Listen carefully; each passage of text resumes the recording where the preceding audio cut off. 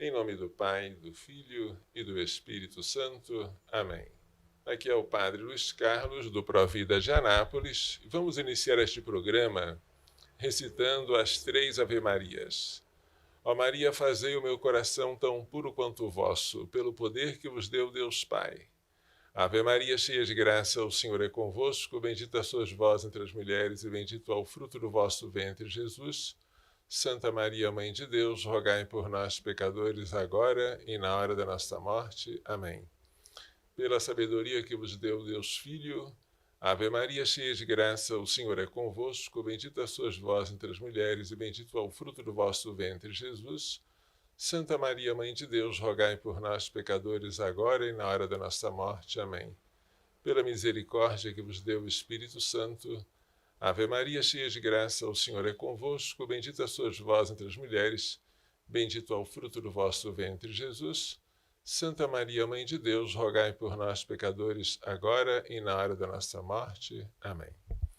Estas 3 Ave-Marias que eu rezo diariamente foram ensinadas por Nossa Senhora Santa Matilde de Rackborn, uma mística do século XIII, com a seguinte promessa: se a religiosa rezasse esta oração fielmente até o fim da vida, ela morreria na presença de Nossa Senhora.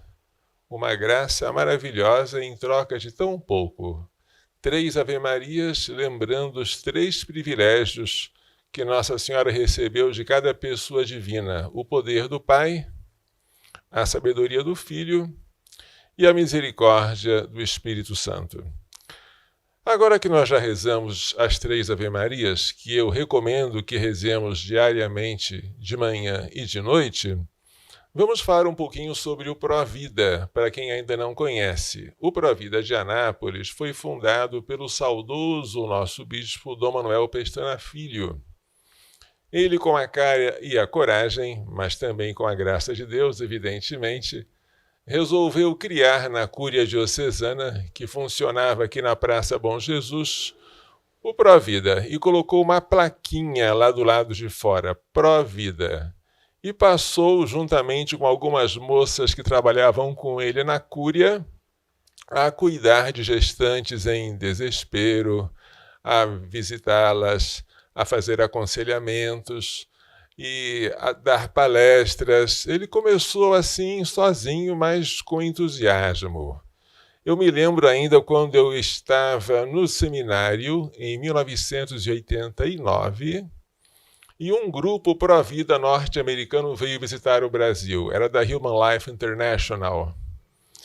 E nesse grupo havia algumas mulheres, entre elas a heroína Joan Andrews, que até aquela época já havia sido presa mais de 100 vezes nas operações de resgate e nas portas de clínica de aborto, e também o padre Paul Marks. O padre Paul Marks era o fundador e, naquela época, presidente da Human Life International, a Vida Humana Internacional. Estava também o meu saudoso professor Monsenhor Ney Saerp, do Rio de Janeiro, também fundador do movimento arquidiocesano de defesa da vida do Rio de Janeiro. Bem, estava todo mundo lá, eu era seminarista, e eu fiquei muito contente de ver aquela equipe. E foi nesse mesmo ano, 89, que o Dom Manuel resolveu fazer a fundação do Provida aqui, e ele destinou para este fim um terreno lá no IAPC, lá no Jardim Goiano, um terreno em forma de L, que ele recebeu como doação. O terreno ficou vazio durante muito tempo, porque a diocese simplesmente não tinha dinheiro para levar adiante esta obra. Mas ele prosseguia. Eu fui ordenado padre em 1992. Em 95, eu fiquei apavorado por causa da ameaça iminente de legalização do aborto. Propus a Dom Manuel que fizéssemos uma caravana até Brasília e ele aceitou prontamente. Nós enchemos a Praça dos Três Poderes com umas 3.000 pessoas, mais ou menos. Foi uma experiência, assim, inédita. A gente nunca tinha pensado em fazer isso, mas muitos e muitos ônibus saíram daqui e foram para lá, para Brasília. E depois, Dom Manuel ficou sempre conosco, andando de ônibus. É verdade, a gente fretava ônibus para ir a Brasília para fazer lobby contra a aprovação de projetos pró-aborto. E ele, deixando todos os compromissos como bispo diocesano, ia conosco para marcar presença, para favorecer a cultura da vida, para impedir aquilo que ele chamava maldição do aborto. Aí, em 1997, Dom Manuel achou por bem que nós registrássemos o Provida em cartório, e nós fizemos isso com uma Assembleia Geral de fundação, e de lá para cá eu fui eleito e reconduzido no cargo de presidente, cargo este que eu ocupo até hoje. O Provida, então, ele funciona como? E o que ele faz? O Provida funciona em 3 frentes. Uma frente que é assistencial, a de acolher gestantes em pânico, em desespero, querendo praticar o aborto, e oferecendo a ela assistência material e espiritual, falando a ela sobre a sacralidade da vida, sobre o valor da maternidade, falando a ela sobre a castidade, sobre o nosso corpo como templo do Espírito Santo. Também oferecendo hospedagem a ela durante a gestação, o parto e até 3 meses após o parto. Nós temos agora, graças a Deus, uma casa grande, com vaga, se necessário, para 14 gestantes até serem hospedadas. Nós temos também o campo educativo. O campo educativo, a frente educativa, é de promover a cultura da vida através de palestras, através de programas de rádio e de televisão, através de artigos publicados na internet, através de cursos, tudo o que nós fazemos neste sentido, incluindo este jornalzinho que nós publicamos há muitos anos, Aborto, Faça Alguma Coisa pela Vida. Tudo isso serve para favorecer a cultura da vida, porque é melhor prevenir do que remediar.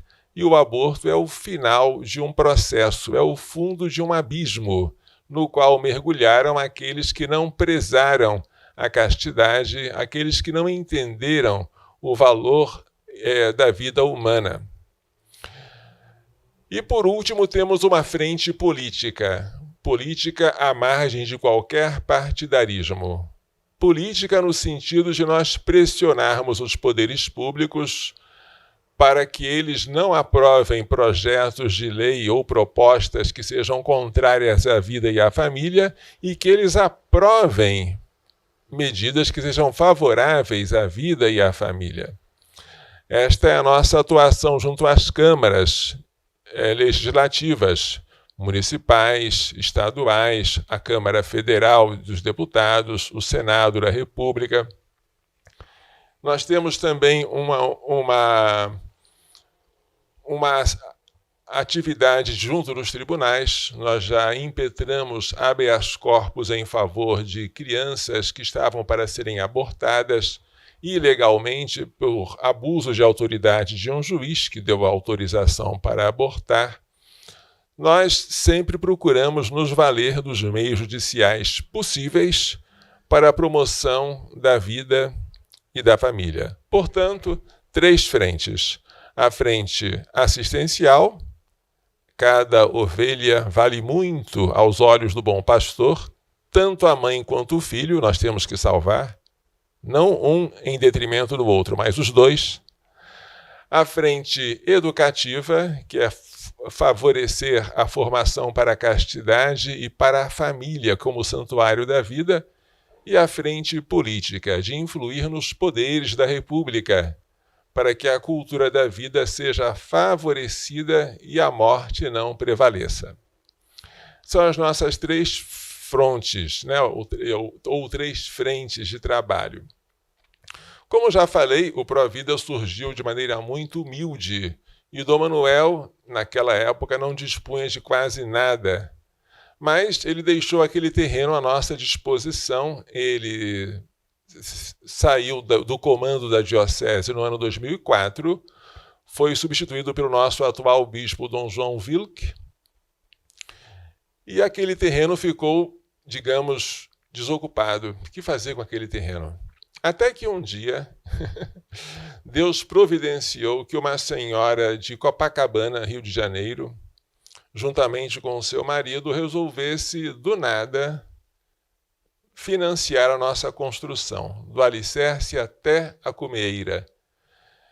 E graças a esse casal benfeitor, nós não gastamos nada para a construção da sede atual, bem maior do que a casa provisória em que nós hospedávamos as gestantes no bairro Itamaraty, que só cabia 4 gestantes.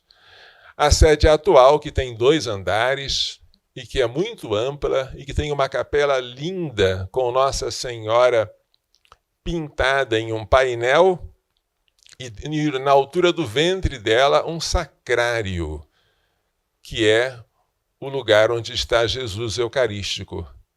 Então, graças a esse casal, nós conseguimos fazer uma casa grande, boa e acolhedora. Um detalhe, o casal nos doou tudo, do alicerce até a fundação, mas a manutenção é por nossa conta. Nós não dispomos de nenhum financiamento, seja público ou privado, para a nossa obra, o Provida de Anápolis. De que nós vivemos, então?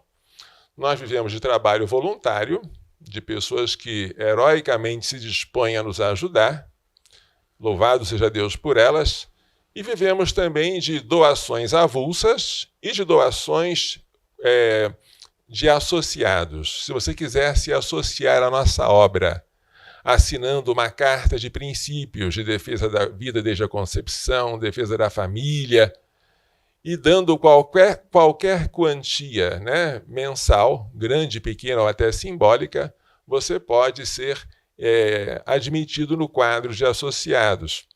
Então, os associados são esses, são os que nos ajudam, seja financeiramente, seja, além disso, com algo do seu tempo para a promoção da cultura da vida. A nossa capelinha lá no IAPC, para quem não sabe onde fica, é no Jardim Goiano. Ninguém conhece esse bairro, conhece como IAPC, não é? Porque fica perto do Feirão Coberto, do antigo IAPC. Ninguém sabe o que é IAPC. É Instituto de Aposentados e Pensionistas do Comércio. Já foi extinto esse instituto, mas o nome ficou, né? Então, lá naquele bairro que é Jardim Goiano, mais conhecido como IAPC, existe uma rua, Rua Bela Vista, que fica pertinho do Feirão Coberto. É uma rua que faz esquina com o Colégio Américo Borges de Carvalho. É nessa rua que fica a nossa sede. E se você quiser fazer uma visita para visitar as nossas instalações, para nos fazer uma doação ou para oferecer o seu trabalho, seja bem-vindo. Nós também acolhemos doações de fraldas, de roupinhas de recém-nascido, de gêneros alimentícios, de roupas de crianças recém-nascidas também, né? Precisamos também folhas de papel. Esse papel aqui, papel tamanho A4, com que nós distribuímos gratuitamente todo mês, muitos jornaizinhos, quase 3.000 exemplares nós remetemos pelo correio e remetemos gratuitamente. Também, se você quiser nos doar papel, ótimo, mas nada se compra o amor. E as meninas que estão querendo fazer aborto têm que ser amadas. E todo dia eu rezo a São José, que é o patrono do nosso oratório, o Oratório São José, é assim o nome da nossa capela. Eu peço a ele, castíssimo São José, concedei anjos para guardar esta casa, pessoas semelhantes aos anjos para cuidar dos bebês e das mães, e a nós a mesma pureza angélica com que tu cuidaste de Maria Santíssima e do menino Jesus. Esta oração que eu faço insistentemente, faço com confiança de que aquele que foi o guarda, o provedor da Sagrada Família, não vai deixar faltar para nós não só o sustento material, mas também o amor de que essas moças e esses bebês precisam. Queremos salvar os dois. Por isso, quando a gestante já desistiu do aborto, a tarefa não está terminada, ainda está começando. Ela desistiu do aborto, mas ela ainda não entende por que ela queria abortar. Ela tem que considerar o aborto algo abominável se ela entender que alguém pagou um alto preço pelo nosso resgate, que foi Cristo, que nós somos preciosos aos olhos de Deus Pai, que o nosso corpo é templo do Espírito Santo, que o nosso corpo um dia vai ressuscitar como o de Cristo, que o nosso corpo mortal entra em comunhão com o corpo glorioso de Cristo a cada comunhão eucarística que nós fazemos. Tudo isso nós temos que ensinar para elas, e elas não sabem. Então a gente tem que dar catequese. E depois que a criança nasce, a gente oferece para batizar a criança, se ela for católica, para que assim ela possa se tornar filha de Deus, já escapou da morte física do aborto, que ela agora seja livre da morte espiritual do pecado original e possa ser adotada como filha de Deus e se torne herdeira do céu. Tudo isso é um trabalho maravilhoso que o Papa São João Paulo II não hesitou de chamar o trabalho mais importante do mundo. Uau! Já viram isso? Algum Papa falar esta frase para alguém? Pois foi São João Paulo II que disse isso para o fundador da Human Life International, o padre Paul Marx. Você está fazendo o trabalho mais importante do mundo. You are doing the most important job in the world. Que bonito, né? Porque esse trabalho é um trabalho de defesa dos mais pequeninos. E Jesus falou: o que fizerdes ao menor desses meus irmãos, foi a mim que o fizestes. E não há ninguém menor do que a criança por nascer no ventre da sua mãe. É uma criança pequenina que tem que ser salva. E se nós salvarmos estas crianças e dermos depois para ela a vida sobrenatural da graça pelo batismo, se convertermos a alma desta mãe que está em desespero, nós podemos fazer coisas lindas, Nossa, é verdade que a nossa vida física não é o principal dom. A vida sobrenatural vale mais, infinitamente mais, mas a graça supõe a natureza. Como você pode batizar uma criança se ela não chegou sequer a ver a luz do dia, mas foi esquartejada e jogada numa lata misturada com detritos hospitalares? Isso não pode. Isso jamais pode acontecer. Então, a gente tem que salvar também as crianças. E vocês saibam, o demônio é o homicida desde o princípio. E ele é o mentiroso e o pai da mentira. São João, capítulo 8, versículo 44. Quando mente, ele faz aquilo que lhe é próprio. Para combater o aborto, nós mostramos a verdade e nunca mentimos. E o demônio, que desejaria matar a Deus, sem poder matar porque Deus é imortal, volta-se contra a imagem de Deus, que é o homem. Quando alguém deseja matar uma pessoa, mas não pode, coloca a imagem dela na parede e começa a tirar dardos. Assim é o demônio. Sem poder matar a Deus, porque Deus é imortal, ele investe contra a imagem de Deus, que somos nós. Façamos o homem à nossa imagem e semelhança. E Deus criou o homem à sua imagem. A imagem de Deus ele o criou. Homem e mulher, ele os criou. Assim está na Bíblia. Mas entre nós, que somos imagens de Deus, quem é que mais reflete a imagem de Deus com mais brilho? As criancinhas. Por isso, se o homicídio é o crime preferido do demônio, dentre os homicídios, o preferido é o aborto. O aborto é o mais covarde de todos os assassinatos e o aborto amaldiçoa a nação que o legaliza. Por isso, Dom Manuel Pestana, agora já falecido, ele não pôde comparecer à inauguração da casa, que foi em 2015, a nova casa, morreu em 2011, ele dizia: Coração Imaculado de Maria, livrai-nos da maldição do aborto. De fato, ele também dizia: uma nação que legaliza o aborto não merece sobreviver. Nós não temos aborto legal no Brasil, graças a Deus. Mas nós temos, para usar uma expressão que já se tornou famosa, uma herança maldita do governo que nos governou durante tantos e tantos anos. Em 1998, na época do Fernando Henrique Cardoso e do ministro da Saúde, José Serra, o pessoal abortista conseguiu que o governo editasse uma norma técnica que até hoje está em vigor, piorada pelos governos petistas.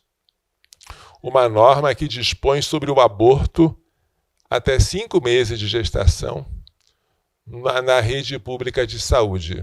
Que coisa horrível, né? Até 5 meses, uma criancinha pode ser jogada fora simplesmente sob o pretexto de que o pai dela cometeu um estupro. Se o pai dela for preso, ele não vai ser morto. Não existe pena de morte no Brasil. Mas nem sequer prisão perpétua existe. Ele vai pegar alguns anos de cadeia com direito à progressão de regime, começando em regime fechado, mas depois semiaberto e aberto. E o filho dele? O filho dele tem que ser morto. Ele não tem direito à vida. A criança paga com a morte pelo crime do seu pai. E quem paga esse assassinato? É gratuito? Não. Sou eu, é você. Somos nós, contribuintes.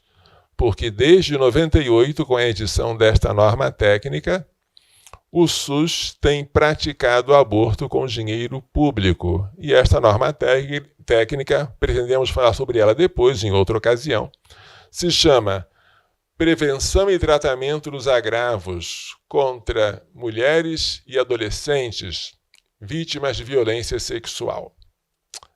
Na verdade, o que a norma técnica faz, a essência dela é aborto.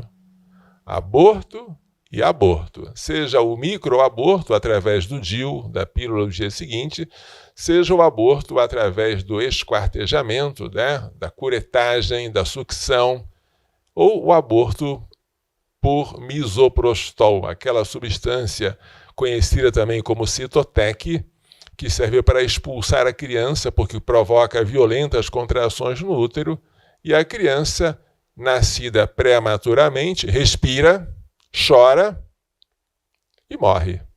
Morre e é jogada no lixo hospitalar, como se fosse uma coisa. É muito triste isso acontecer, e é muito triste saber que neste momento, em pleno governo Bolsonaro, que é um presidente contra o aborto, esta norma ainda está em vigor. Uma das coisas que precisamos fazer, se quisermos que o Brasil não seja amaldiçoado, é que esta norma seja revogada. Isso está em poder do Ministério da Saúde, que, por sua vez, está submisso ao presidente da República. Se esta norma, que trata crianças como coisas que podem ser jogadas fora, se ela for revogada, certamente uma grande maldição vai sair do nosso país e nós podemos contar, assim eu acredito, com uma chuva de bênçãos para nós. Eu queria que vocês se juntassem a mim nesta guerra, porque a nossa guerra não é contra a carne e o sangue, mas contra os espíritos malignos que povoam os ares. Nós não estamos apenas lutando contra as indústrias de cosméticos que querem fazer sabões finos com os cadáveres de crianças abortadas. Nós não estamos lutando apenas contra as potências do norte que querem manter os países do sul sob controle através do aborto, impedindo que a população cresça. Nós não estamos lutando apenas contra as grandes corporações abortistas, sobretudo a IPPF, apelidada de Multinacional da Morte, a Federação Internacional de Planejamento Familiar. Cuidado com esta palavra, planejamento familiar, que foi criada pelos promotores do aborto. Nós estamos lutando, sobretudo, contra legiões de demônios. E quem foi que disse isso? São Paulo. São Paulo, na carta aos Efésios, capítulo 6, diz que a nossa luta não é contra a carne e o sangue, mas contra os espíritos malignos que povoam os ares, contra potestades, contra dominações, contra legiões de demônios. A nossa guerra é uma guerra espiritual. Você vai utilizar várias armas. Você pode usar de passeatas, de manifestações, você pode colocar a internet, fazer pregações, mas a sua arma tem que ser a oração. Você tem que colocar o joelhinho no chão e as mãos juntinhas assim. Você tem que adorar o Santíssimo Sacramento e invocar a proteção dos anjos bons contra o anjo mau, o demônio, e os seus sequazes, que querem promover o homicídio, e o mais covarde de todos os homicídios, que é o aborto, cuja vítima é inocente, indefesa, está dentro do ventre materno e sofre antes de morrer de maneira como os adultos não costumam quando são mortos. Dificilmente você vê um adulto que foi morto esquartejado. Geralmente ele é morto por uma facada ou por um tiro, mas se alguém pega um adulto e corta em pedacinhos, o crime aparece em primeira página do jornal. Quanta crueldade! Pois as crianças abortadas, muitas delas são abortadas assim, ou por curetagem e esquartejamento, ou por aspiração em pedacinhos, e ninguém fala nada. É um crime horrendo. E quem pratica esse crime? Quem mais deveria amar esta criança? O pai ou a mãe? Um médico que fez um juramento de defender a vida e de nunca dar à mulher uma erva abortiva? Este crime, se nós nos acostumarmos com ele, devemos desconfiar de nós mesmos. Então, rezem comigo e rezem por nós. Rezem por esta causa, rezem por este trabalho, para que o Brasil, terra da Santa Cruz, abençoado por Deus desde o seu nascimento, faça jus à sua vocação de defender a vida, desde a concepção até a morte natural, de defender a família, o santuário da vida, e de defender, como dizia Dom Manuel Pestana Filho, a inocência das crianças, a pureza dos jovens e a santidade das famílias. Essas três coisas Dom Manuel não cansava de repetir. E eu, bom aluno dele, assim espero, procuro também pedir essas coisas a Deus. Vamos rezar juntos e vamos juntos entrar nesta luta, tá bom? Que o coração de Maria seja a nossa força. E vamos agora encerrar com a jaculatória que ele nos ensinou. Coração imaculado de Maria, livrai-nos da maldição do aborto. Glorioso São José, rogai por nós.